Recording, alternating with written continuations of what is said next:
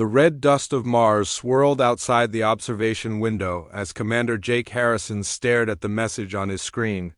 He had read it 3 times already, but the words still made no sense. Someone was sending signals from outside the quarantine zone. That should have been impossible. 300 years had passed since humanity's defeat. 300 years of silence, locked away on Earth and its nearby colonies like prisoners in their own solar system. The Sovereign Collective had made the rules clear after the First Contact War. Humans were too dangerous, too violent, too unpredictable.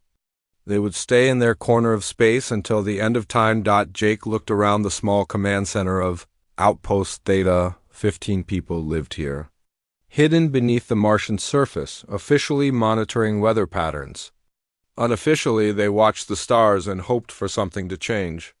He had been stationed here for 5 years, and every day felt the same. Until now, sir, you need to see this. Lieutenant Ben Carter walked over, his face pale. He carried a data pad that glowed with strange symbols. I've been trying to decode the signal. It's not random noise. Someone is speaking to us. Jake took the pad and studied the symbols. They looked almost human, but wrong somehow. Like someone had taken human language and twisted it through 1,000 years of isolation. Can you translate it? Ben nodded slowly. Some of it. The message repeats every 6 hours. It says, "Brothers of the harsh world, we remember. The time of change will end. Listen for the signal from the core." A chill ran down Jake's spine. Brothers of the harsh world. That was what the aliens called Deathworld species. Planets like Earth where everything tried to kill you. Crushing gravity, violent weather, disease, predators everywhere. Most alien races came from gentle worlds where evolution had been kind. Earth had forged humans in fire and pain. Where is this coming from? Jake asked. That's the strange part, Ben said. The signal is bouncing off several relay points, but I traced it back. It's coming from the forbidden sectors. The areas the Council won't let anyone explore. Jake sat down heavily. The forbidden sectors were places the Sovereign Collective had sealed off thousands of years ago. They claimed those regions held dangerous phenomena, ancient weapons, things that could destroy civilizations. But some humans had always suspected the truth was different. Maybe the Council was hiding something. On Earth, Dr. Lisa Monroe was having a similar revelation. She stood in her laboratory deep beneath the Pacific Ocean, staring at data that should not exist. Lisa had spent 20 years studying old records from the First Contact War, trying to understand why the Council had feared humanity so much. Today, she had found her answer. Play it again, she told her assistant, a young woman named Claire Davis. The hologram flickered to life. It showed a meeting of the Eternal Council from 300 years ago, right after they defeated humanity. The Council members appeared as beings of pure light and energy, their forms barely holding together in the physical world. They were discussing what to do with Earth. The Deathworlders are too dangerous, one of them said, its voice echoing with power. We cannot allow them to spread across the galaxy. Agreed, another responded. The total extinction would draw questions from the other species. We must seem merciful. Then we quarantine them, a third voice suggested. Lock them away on their world. Let time and isolation wear them down. In 1,000 years, they will be soft, weak, no longer a threat. But it was the next part that made Lisa's blood run cold. Do we tell them the truth? One council member asked. About what happened to the others? Never, the leader responded, its form blazing brighter. The humans must never know that 16 other Deathworld species rose before them. They must never know what we did to each one. If they learn we destroyed them all, if they discover the remnants survived, everything we built could collapse. The hologram ended. Lisa stood frozen, her mind racing. 16 other species like humanity, all destroyed by the Council. And some had survived? These remnants, whoever they were still out there. Claire looked terrified. Dr. Monroe, if this information got out, we'd all be dead, Lisa finished. The Council can't let anyone know they're not the benevolent gods they pretend to be. They're survivors of a war they won by committing genocide. Multiple times? Lisa copied the data onto a secure chip and encrypted it with her personal code. This information had to reach the right people. People like Ambassador Helen Cruz. Helen Cruz sat in her small office on the council's primary station, staring at her reflection in the window. Beyond the glass, she could see the massive structure of sovereign stations stretched out for hundreds of miles. Thousands of ships came and went every hour. Millions of aliens lived and worked here, all serving the council in some way. She was the only human allowed off Earth. The council kept her here as a symbol, proof that they were fair and just. But Helen knew the truth. She was a prisoner dressed up as a diplomat. Every conversation was monitored. Every message was read before it left the station. She had no real power, no real voice. She was a pet in a gilded cage. The door chimed. Helen straightened her uniform and called out, "Enter!" A small, insect-like alien scuttled in. This was Zix, one of her few real contacts on the station. Zix belonged to a species called the Chitauri, a race of traders and information brokers. More importantly, Zix didn't love the council the way most species did. "Ambassador Cruz?" Zix clicked, its translation device turning the sounds into English. "I bring concerning news." Helen gestured to a chair, though Zix preferred to stand on its multiple legs. "What is it?" "Ships have been moving," Zix said quietly, checking the room for listening devices out of habit. "Council enforcement fleets. Hundreds of them, gathering near the core territories. Something has frightened the Eternal Council, Ambassador. Something big enough to mobilize forces they haven't used in millennia." Helen felt her stomach tighten. "Do you know what?" Zix's compound eyes glittered with worry. "Energy readings from the galactic core. Massive ones. Whatever is happening out there, it's powerful enough to make the gods nervous." Before Helen could respond, her communication console beeped. A priority message. She opened it and saw Lisa Monroe's face appear on the screen, but the message was text only, heavily encrypted. "I need to see you immediately. I've discovered why they fear us. And I've learned we're not alone. Other Deathworlders survived. Helen, everything we thought we knew is wrong." Helen's hands trembled as she read the message. She looked at Zix, then back at the screen. "Can you help me get a message to Earth without the Council intercepting it?" Zix was quiet for a moment, thinking. "It would be dangerous. For both of us." "I know," Helen said. "But if we don't take risks now, we might not get another chance." Back on Mars, Jake had gathered his small team in the command center. Ben had finished decoding more of the mysterious signal, and what he had found changed everything. "The message is a warning and an invitation," Ben explained, displaying the translated text on the main screen. "It's from a group calling themselves the Remnants. They claim to be survivors of Deathworld species the Council destroyed thousands of years ago. They'd been hiding, watching, waiting for the right moment to reveal themselves. And they think now is that moment?" asked Captain Ryan Bucher, who commanded the small security force at the outpost. Ryan was a veteran of Earth's defense forces, hardened and suspicious of anything that seemed too good to be true. "They mentioned the signal from the core," Ben continued. "Something is happening at the center of the galaxy. Some kind of energy wave. The remnants believe it's connected to an ancient threat, something even older than the Council. They think the Council is going to demand that all humans surrender to protective custody soon." "Protective custody," Jake repeated bitterly. "You mean imprisonment." "Or worse." Ryan stood and began pacing. "If they're right, we need to prepare. We can't fight the Council openly. They have the power to destroy entire star systems with a thought. But they've never faced Deathworlders who refuse to give up," Jake said, a plan forming in his mind. "We've been quiet for 3 centuries, but we haven't been idle. The asteroid belt shipyards, the colonies on Europa and Titan, the old colony ships that escaped before the quarantine. We have resources the Council doesn't know about." "You're talking about war," Ryan said seriously. "Against beings who call themselves gods." Jake looked at each member of his team. "I'm talking about survival. If what the remnants say is true, the Council has destroyed 16 other species like us. We could be next. Or we could fight back. A klaxon suddenly blared through the outpost. Ben rushed to his console, his fingers flying across the controls. Sir, we have incoming ships. Council vessels, 3 of them, heading straight for Mars. How long until they arrive? Jake demanded. 20 minutes, maybe less. Ryan grabbed his weapon harness. They're coming to shut us down? Someone must have detected the signals we've been receiving. Jake made a decision in that moment that would change everything. He turned to Ben.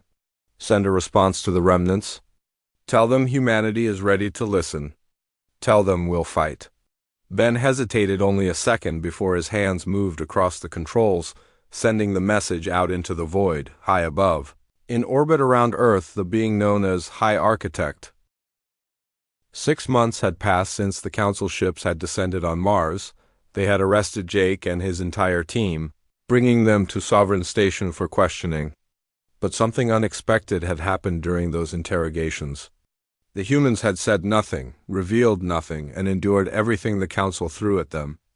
After 3 months, frustrated and unable to break them, the Council had sent them back to Earth with a warning. The message was clear: stay in your cage, or face extinction, but the warning had the opposite effect. Humanity realized the gods could bleed. If the Council truly had unlimited power, they would have simply executed the humans and destroyed Mars. Instead, they had hesitated.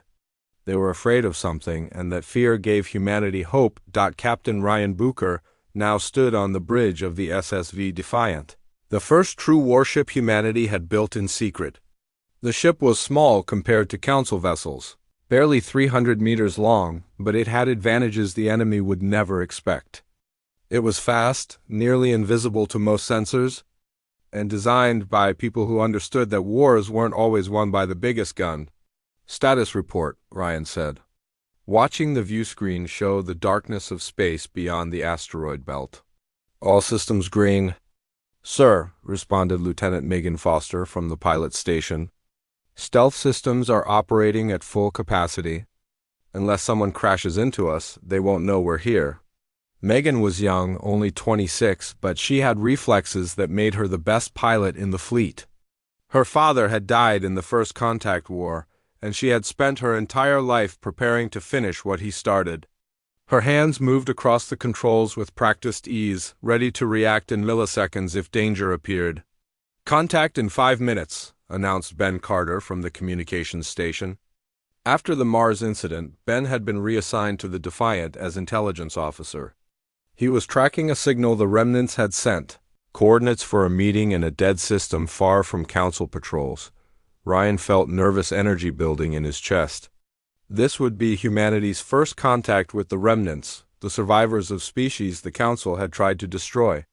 If this was a trap, the Defiant would be alone and outnumbered. But if it was real, everything could change. Weapons ready? Ryan asked. Yes, sir, confirmed the tactical officer.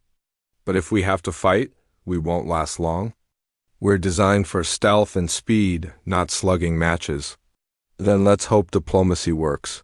Ryan muttered. The ship emerged from faster-than-light travel into a system with a dead star at its center.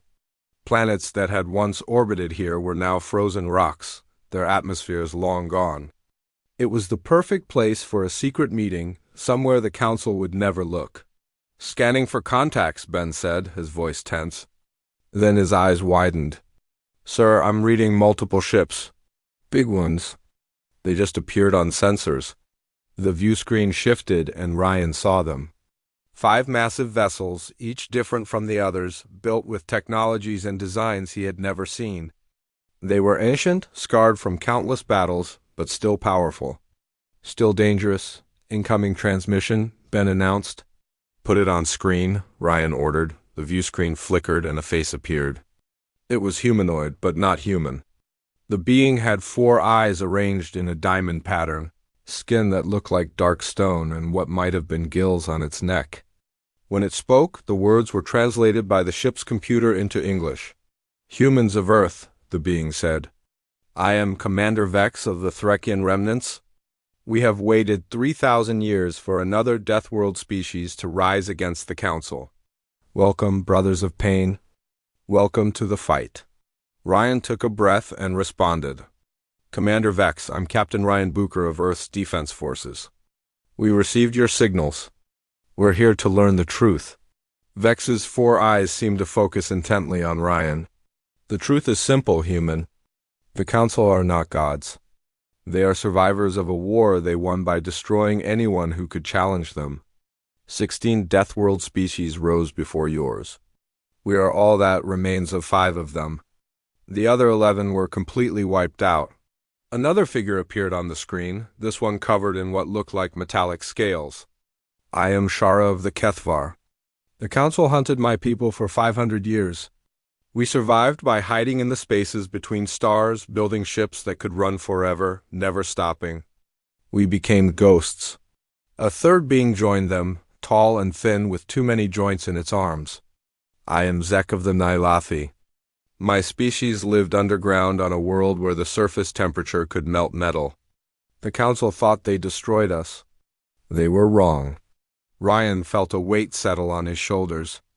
These were warriors who had survived impossible odds, who had endured centuries of hiding and running. They had lost their worlds, their civilizations, everything but their will to survive. And now they were reaching out to humanity. What do you want from us? Ryan asked. Vex leaned forward. Alliance. The Council grows weaker every year. They maintain their empire through fear and reputation, but their actual forces are stretched thin across the galaxy. And now something is coming that frightens them even more than we do.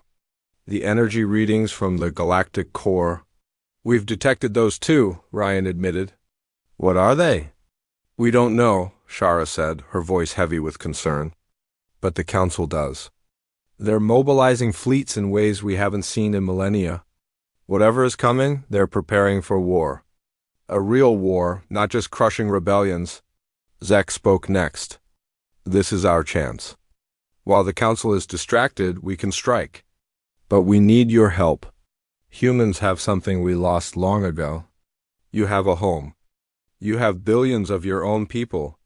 We are thousands scattered across the void. Together we might actually win. Ryan thought about Earth, about the billions of people who had no idea this conversation was happening, about the children growing up in the shadow of the quarantine, never knowing what it meant to be free, about Jake and the others who had been tortured but never broken. I need to bring this to my superiors, Ryan said. But personally, I think it's time humanity stopped hiding. Back on Earth, General Kate Morrison stood in the war room beneath what used to be called Colorado. She was studying holographic displays of the solar system, watching the movements of Council ships patrolling the quarantine boundary. Kate had commanded Earth's defense forces for 12 years, always knowing that one day the Council might decide humanity was too much trouble to keep alive. That day might be coming soon. Dr. Lisa Monroe stood beside her, along with Ambassador Helen Cruz, who had recently been allowed to return to Earth for consultations. In reality, the Council had kicked her out after she asked too many questions about the forbidden sectors. Ryan's report confirms everything we suspected, Lisa said, pulling up data on the remnants. The Council has been systematically destroying any species they view as a threat. We're not the first, and if we do nothing, we won't be the last. Helen added, I've analyzed Council communications I managed to intercept before they expelled me. They're planning something big. There's talk of final solutions and protective custody for all Deathworld populations. I think they're going to try to round up every human and imprison us. Kate's jaw tightened. Over my dead body. It might come to that, Lisa said quietly. If we fight, we'll be going against a force that has ruled the galaxy for millions of years. They have weapons that can destroy planets. They have beings who can manipulate energy with their thoughts. On paper, we can't win. On paper, Kate said with a grim smile. But wars aren't won on paper. They're won by soldiers willing to do whatever it takes. And Deathworlders know how to fight dirty. A new message appeared on the communications board. It was from the Defiant. General Morrison, the remnants have offered to share their technology and tactical knowledge. They have weapons the Council thought were destroyed. They have safe harbors and systems the Council doesn't monitor. And they have something else, information. Kate pulled up the attachment Ryan had sent.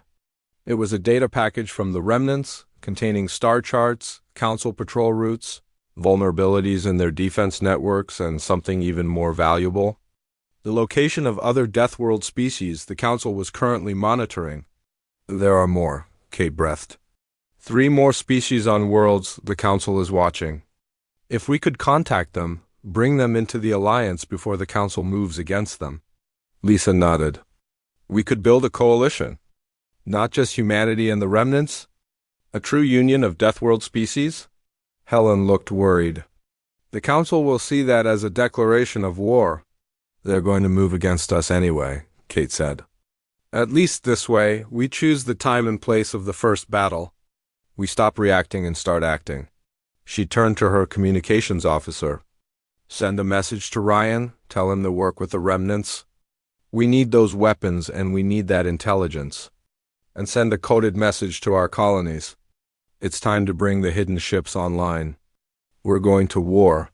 On Sovereign Station, High Architect Velkoth felt the stirrings of concern deep in its energy matrix.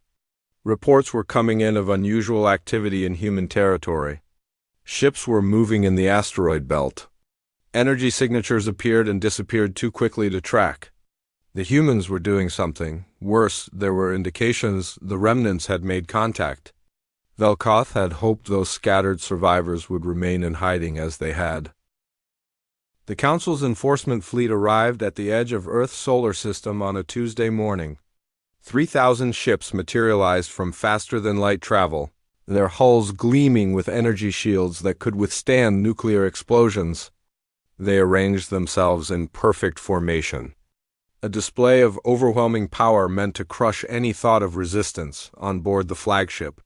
Council Executor Ithel reviewed the battle plan with cold efficiency. Ithel was not one of the Eternal Council members, but a military commander who had served for 50,000 years.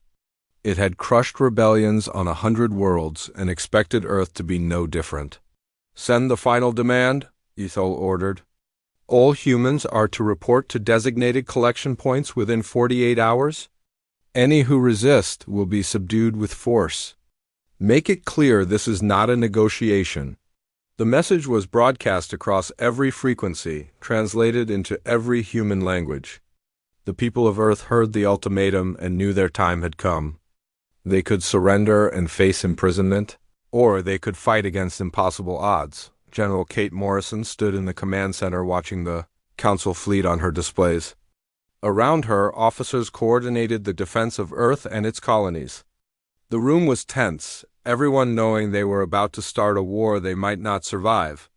All units report ready, her communications officer announced. The hidden fleet is in position. Ground forces are deployed. We're as ready as we'll ever be. Kate took a deep breath. This was it. 300 years of waiting, of hiding, of building in secret. Everything came down to this moment. She opened a channel that would broadcast to every human military unit in the solar system. This is General Morrison. Today, the Council expects us to surrender. They think we're afraid. They think we'll go quietly into cages. But they've forgotten something important. Earth is a death world. It made us hard. It made us survivors. And we don't surrender. She paused, thinking of all the people watching, listening, waiting for her words. We're not fighting for conquest or glory. We're fighting for the right to exist, for the right to be free. The Council calls us dangerous, unpredictable, violent. Today we're going to prove them right. All units, weapons free? Show them what Deathworlders can do. The response from Ethar was immediate. So the primitives choose death? Very well. All ships begin orbital bombardment. Destroy their military installations. Once they see their defenses crumble, they'll beg for the mercy of captivity. But as the Council ships moved forward, something unexpected happened. The space around them suddenly filled with explosions. Hundreds of mines that had been floating dormant in the asteroid belt suddenly activated, drawn by the Council ship's energy signatures. The mines were primitive, nothing compared to Council technology, but there were so many of them. Evasive action, Ithel commanded. Deploy countermeasures. The Council fleet scattered, avoiding the mines with ease. But the mines weren't meant to destroy the fleet.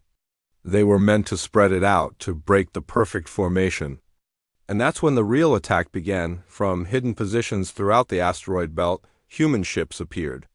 The Defiant and 50 others like it, small and fast, designed for hit-and-run tactics. They fired missiles that twisted and turned, following the Council ships with determination. Most were shot down by point defense systems, but some got through, striking shields and hulls. Captain Ryan Bucher stood on the bridge of the Defiant as it wove through the chaos of battle. Target their command vessels. We need to disrupt their coordination. Megan Foster's hands flew across the pilot controls, dodging energy beams that could vaporize the ship in an instant. "This is insane," she shouted, but her voice held excitement rather than fear. "We're actually hurting them." They were. Not much, not enough to win, but enough to make the Council bleed. That was all they needed to do. Prove that the gods were not invincible. The battle moved toward Earth's moon. Marcus Webb and his unit waited there in powered armor, hidden in the lunar regolith. They had spent weeks preparing Luna for this fight, turning Earth's natural satellite into a fortress full of traps and ambush points. "Here they come," Claire Davis announced from her position overlooking a crater that held what looked like a mining facility. It was actually a disguised bunker holding 300 soldiers. Council landing. Craft descended toward the moon's surface, carrying soldiers to secure Luna. Before moving on to Earth, the aliens inside wore environmental suits and carried weapons that could disintegrate matter. They expected minimal resistance from a primitive outpost. They landed and began disembarking. Marcus waited until they were fully committed, spread out across the landing zone. Then he gave the signal. The entire crater floor exploded upward. What the Council thought was solid ground was actually a thin layer hiding explosive charges and hidden tunnels. Lunar dust filled the air, creating a massive cloud that blocked sensors. Marcus and his unit burst from hidden positions, firing weapons that combined human ballistic technology with energy systems shared by the remnants. The Council soldiers were caught completely off guard. They had never fought an enemy that used the terrain as a weapon, that hid underground and struck from surprise. "Keep moving," Marcus shouted to his unit. "Don't stay in one place. Use the dust, use the craters, make them chase us." The Council soldiers tried to respond with their superior weapons, but they couldn't get a clear shot. Every time they thought they had a target, it disappeared behind a rock or into a tunnel.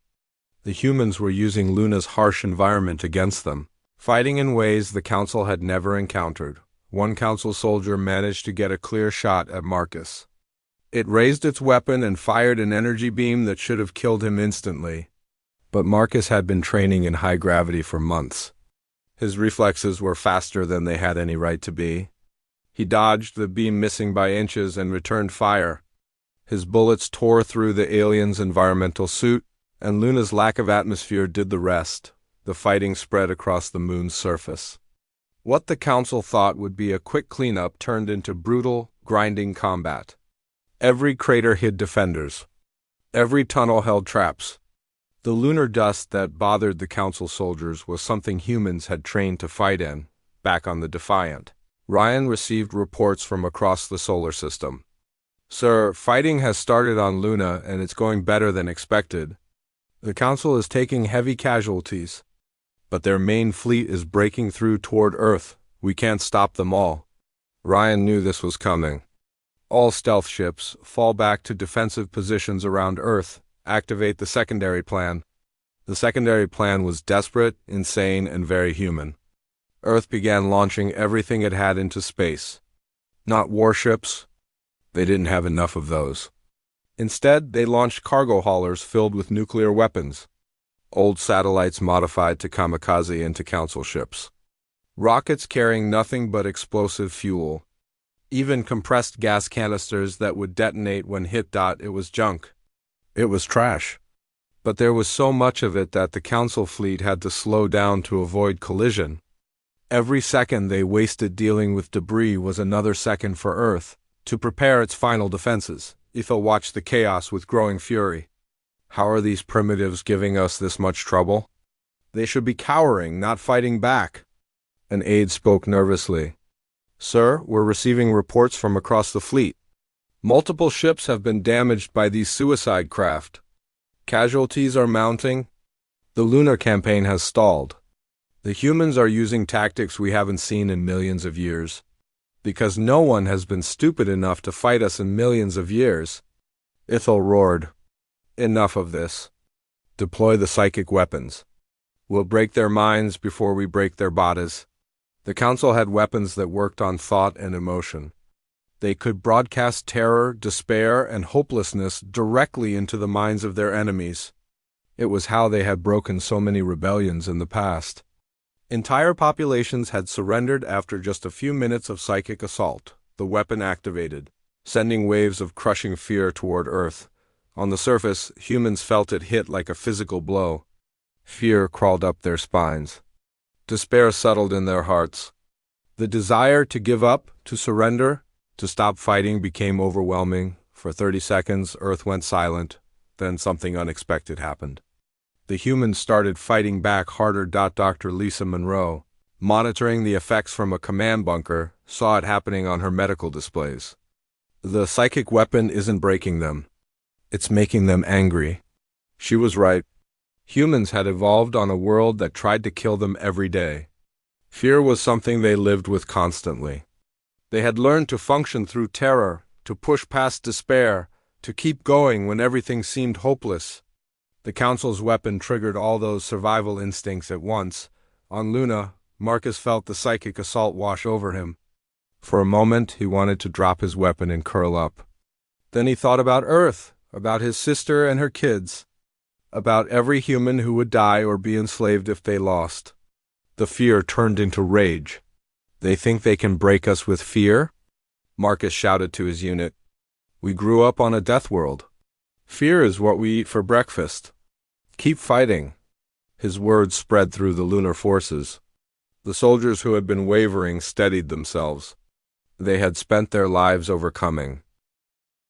The energy wave from the galactic core consumed 3 council worlds in the span of a single day. Billions of beings simply ceased to exist as the wave passed through their systems.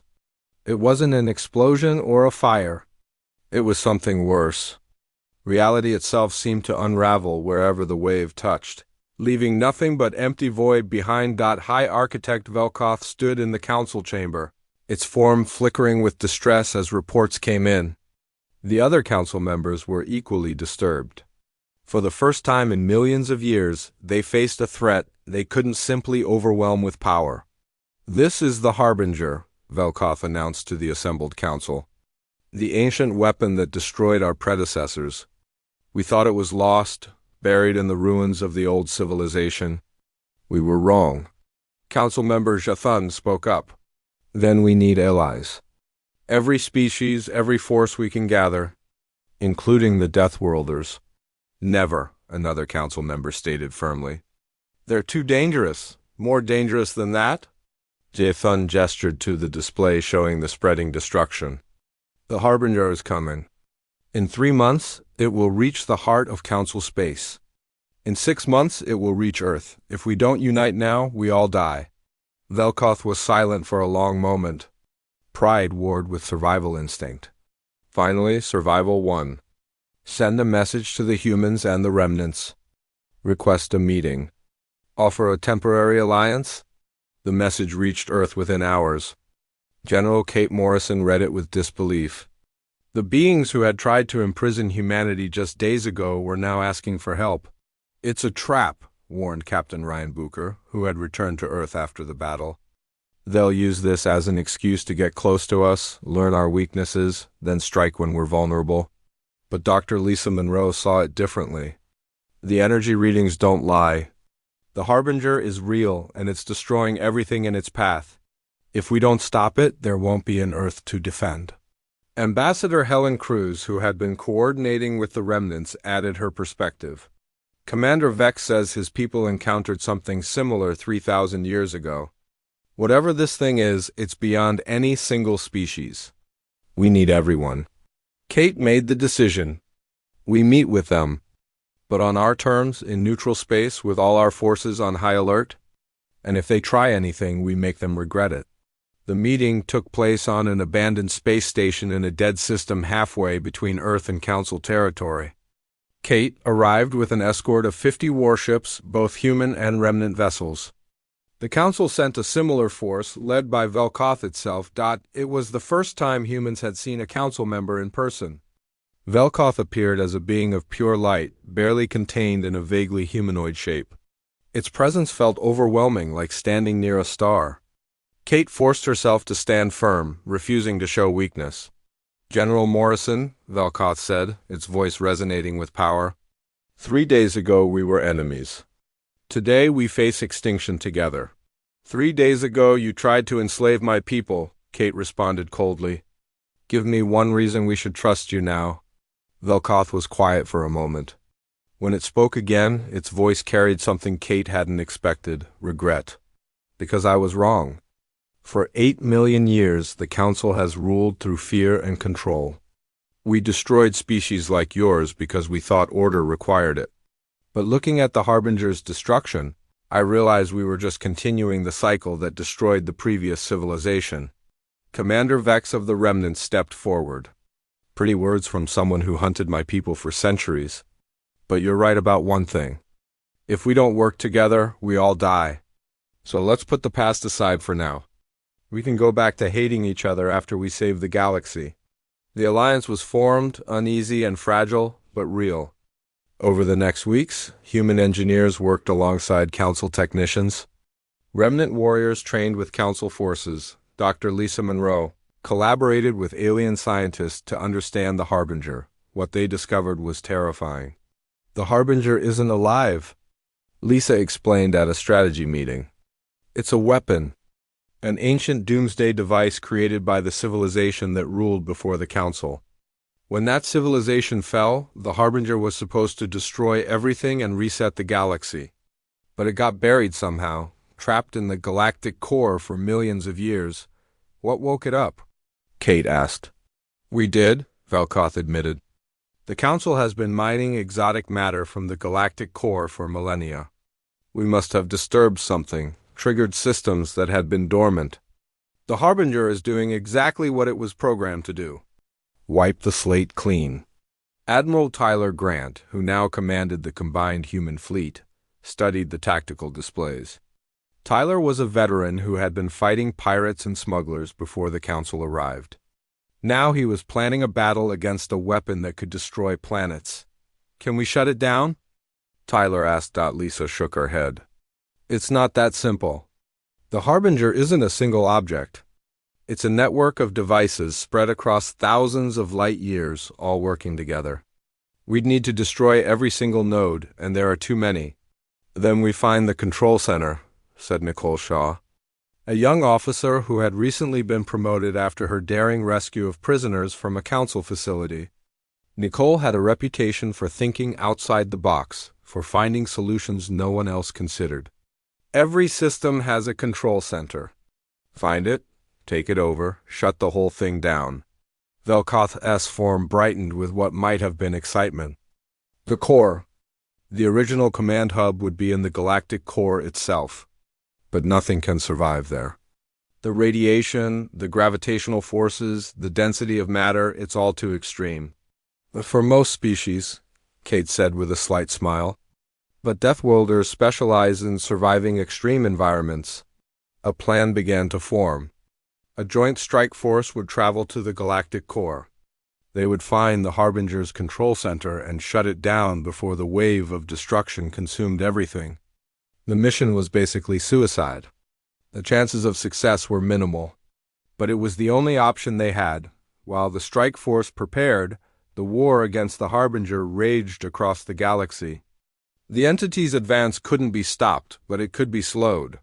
Fleets from every species fought desperate delaying actions, buying time for refugees to evacuate. For the strike force to reach the core, Nicole Shaw found herself leading one of these delaying actions. Her small fleet of 20 ships faced a segment of the Harbinger's network near a populated system. The civilians needed another 6 hours to evacuate. Nicole had to buy them that time. All ships, spread out, Nicole ordered. We're not trying to win. We're trying to distract this thing and keep it busy. Her ships darted around the Harbinger node, firing every weapon they had.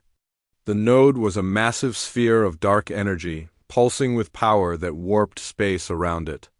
It ignored the fleet at first, focused on its mission of destruction. But Nicole was persistent. Target the edges, she commanded. Look for weak points, power conduits, anything that might get its attention. Her weapons officer found something. A thin stream of energy connecting the node to others in the network. Nicole ordered concentrated fire on that point. The connection disrupted for just a second, but it was enough. The node turned its attention to the fleet. Energy beams lashed out, more powerful than anything Nicole had ever seen. Her ships scattered, weaving through space in random patterns. 2 ships were hit and simply vanished, unmade by the Harbinger's weapons. Keep moving, Nicole shouted. Don't let it predict our movements. For 6 hours, Nicole's fleet danced around the node, drawing its fire, keeping it distracted. Ships were lost one by one, but they held. When the evacuation was complete, only 6 of Nicole's original 20 ships remained. But they had saved millions of lives. Word of Nicole's stand spread across the galaxy. She became a symbol of the resistance, proof that even impossible odds could be faced with courage. Other commanders copied her tactics, using speed and unpredictability to slow the Harbinger's advance. Meanwhile, Ambassador Kevin Torres was working a different kind of battle. Kevin had been a negotiator before the war, someone who understood how to read people and build consensus. Now he traveled to neutral species, the ones who hadn't chosen a side, trying to convince them to join the alliance. The Harbinger doesn't care if you're neutral, Kevin explained to a gathering of ambassadors from 12 different species. It doesn't negotiate. It doesn't show mercy. It just destroys. You can join us and fight, or you can wait for your turn to die. One ambassador, a floating jellyfish-like being, responded skeptically. Why should we trust the Council? They've oppressed us for millennia. And why trust humans? You're violent warmongers. Kevin nodded, acknowledging the point. You're right. The Council has done terrible things. Humans have done terrible things. But right now, that doesn't matter. Right now, we face extinction. You want revenge on the Council? Fine, get in line. But first, let's make sure there's a galaxy left to take revenge in. His words were blunt, honest, and effective. 8 of the 12 neutral species joined the alliance. It wasn't everyone, but it was enough to make a difference. Back at the staging area for the strike force, Jake Harrison prepared for what might be his last mission. He had been chosen to lead the ground team that would enter the Harbinger's control center. His experience on? The space around the galactic core erupted with weapons fire. Hundreds of ships from dozens of species attacked the Harbinger's defenses, creating a storm of chaos and destruction. Energy beams crossed paths with missiles. Explosions bloomed like flowers against the darkness. Ships died by the dozens, but the survivors pressed forward. Admiral Tyler Grant watched from the Unity's bridge as his fleet fought with desperate courage. All wings, maintain pressure on the outer nodes. We need to keep the Harbinger's attention on us. The Harbinger responded with overwhelming force. Dark energy tendrils reached out, wrapping around ships and crushing them like insects. Beams of pure destruction lanced through space, unmaking anything they touched.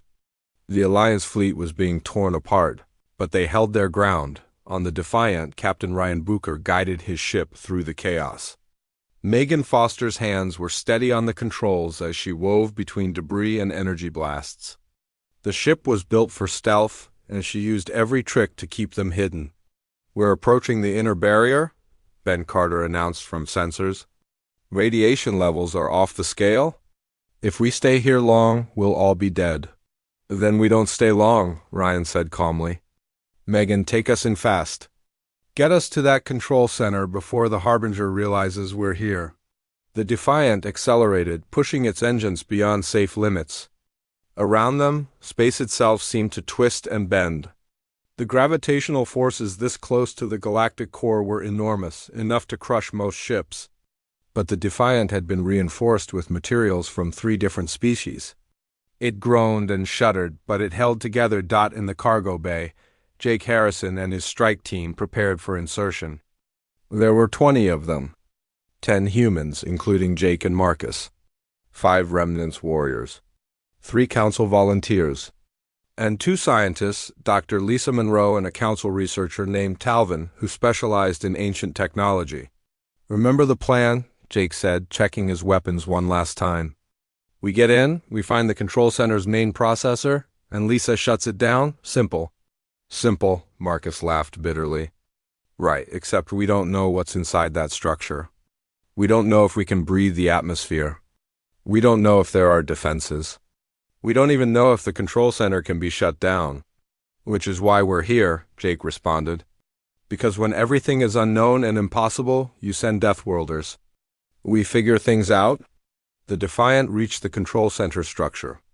It was massive, a construct of dark metal and crystalline material that seemed to exist partially outside normal space.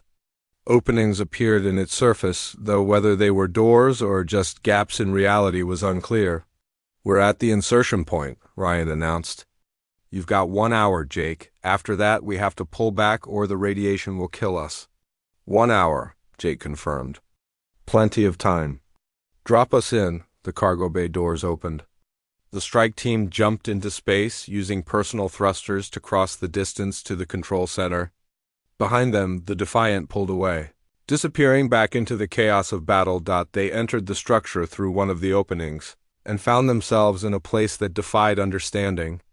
Corridors stretched in impossible directions. Rooms existed in spaces that shouldn't be able to hold them. The laws of physics seemed more like suggestions here. "Stay close," Jake ordered.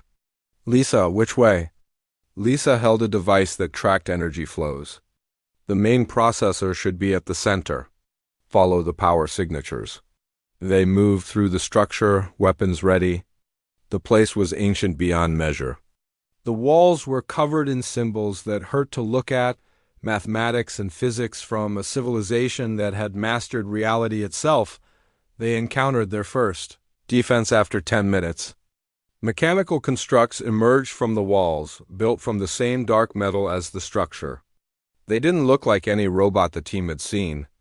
They moved in ways that suggested they weren't entirely solid, phasing through walls and floors. "Contact!" Marcus shouted, opening fire. The battle was chaotic and confusing. The constructs were tough, requiring concentrated fire to bring down. But they were also predictable, following programmed patterns.